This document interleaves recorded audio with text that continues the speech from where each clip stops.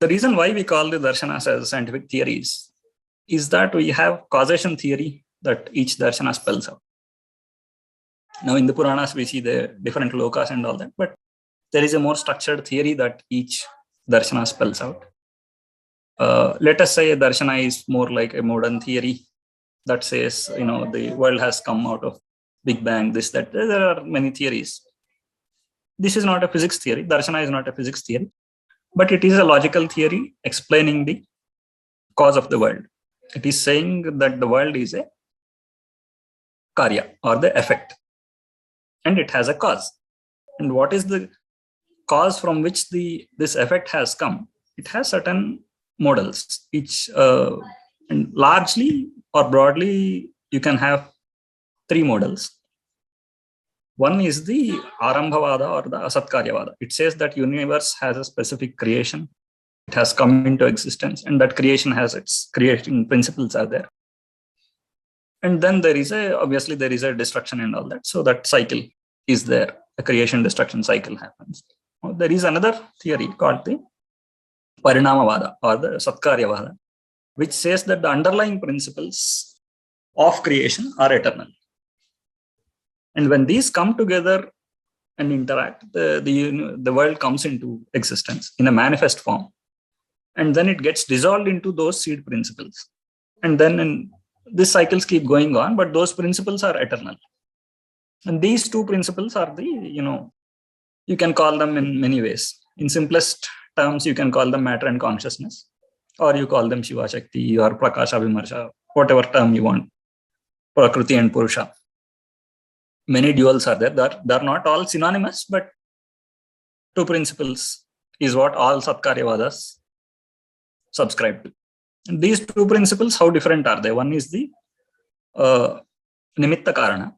The another is the Upadana Karana. So one is like, if you are making a pot, there is a potter who knows how to make a pot, and then there is the mud.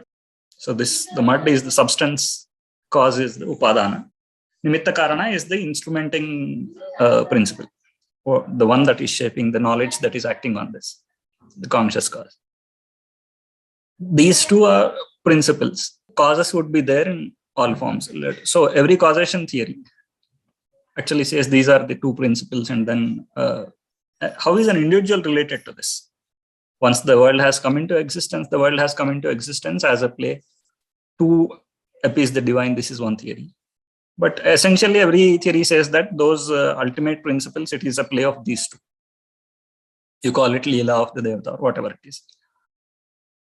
And these are all manifest experiences. These are creating manifest experiences. And the Jiva is going through these experiences as a part of his own evolution. And his experiences are threefold. Let us say in the phenomenal level, you have the Sukha, Dukkha and Moha caused by Sattva, Rajas, Tamas. So nature, whatever three qualities underlying she has, she is providing us these three forms of experiences as our evolution. Then you have also another triad, right? This Sukha, Dukkha, Moha is one level. Is all called Bhoga, material experience. Then you have a Swarga, then you have an Apavarga or Moksha. This is how darshanas posit a Jiva's relation with the causation, universe's causation. But going back to the causation, you have this two principles. Out of these, and there is another model in the same Parinamavada, what it says is like a spider that creates its web out of itself without harming itself. So similarly, the world is coming out of that primal principle, causal principle, and then going back into it in a dissolution creation kind of cycle continuously. Apart from this Parinamavada is by the way, a very pervasive theory. It is, if you see the Tantra, if you see the Vaishnava, Shaiva, all of these subscribe to it. The third one, which is apart from this, which largely agrees to it, but slightly disagrees, is the Vivartavada, which is what Shankara proposed. It says that it's not actually a real transformation. All that you're seeing, it is visible because of your own upadhis, how we are seeing it, with respect to how we are seeing it. It's not necessarily that you are able to define exactly this is how the world is. So he has posited a different frame of reality altogether, which is where he says it's not a parinama. The others say it is a parinama. Now, Shankara theory, is it a Vivartavada? Is it a Satkaryavada? It is. He also says that the universe is eternal, but he is saying that the Brahman is the Nimitta, Upadana, and Abhinna. Karana. Parinamavada says that you have these two principles. There is one Upadana Karana and a Nimitta Karana. Advaita is saying that, or the Vivartavada is saying that it is also again one and the same. So Brahman is the only thing. When Brahman itself, there is one facet of it, the Maya. It descends into its own self. Brahman descending into Maya is the Ishvara.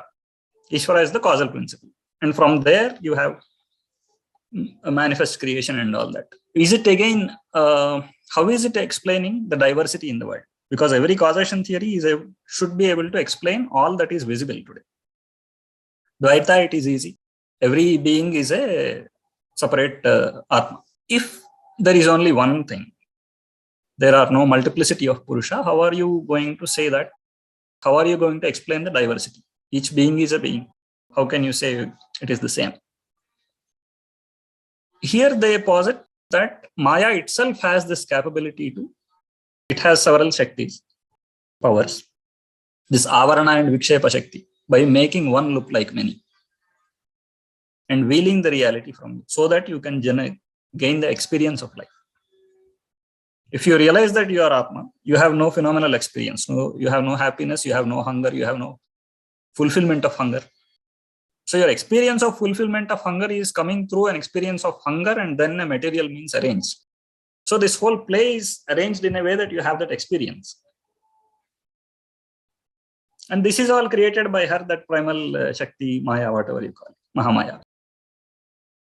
So this is how Advaita explains these things. In fact, Shankara's Advaita in sense, there are many Parinamavada Advaitas also.